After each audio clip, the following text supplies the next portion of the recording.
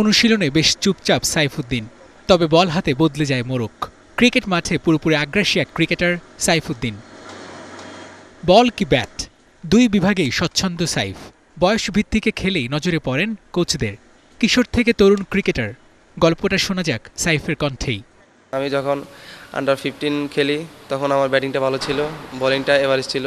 যখন আমি 16 খেলি তখন আমার ব্যাটিং বোলিং দুইটাই ভালো ছিল। যখন আমার 18 ডিভিশন খেলি তখন আমার ব্যাটিং রান পাই নাই, বোলিংটা ভালো হয়েছে, উইকেট পাইছে অনেকগুলো।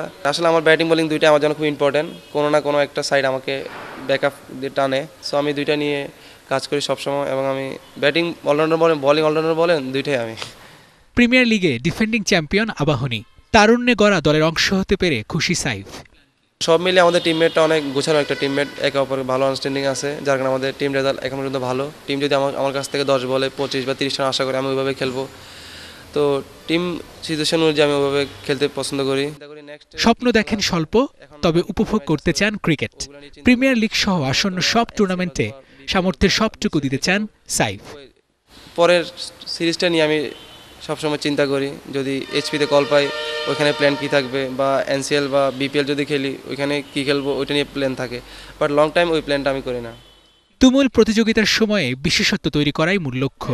একাগ্রতা থাকলে বাড়ে আত্মবিশ্বাস, এই মন্ত্র নিয়ে এগিয়ে যেতে চান সাইফ। একটা গোল থাকে নিজের টিমকে ভালো কিছু দেওয়া, champion. Rahid Roni, DBC news, Dhaka. Champion team আমরা, তো এই বছর আমাদের টার্গেট।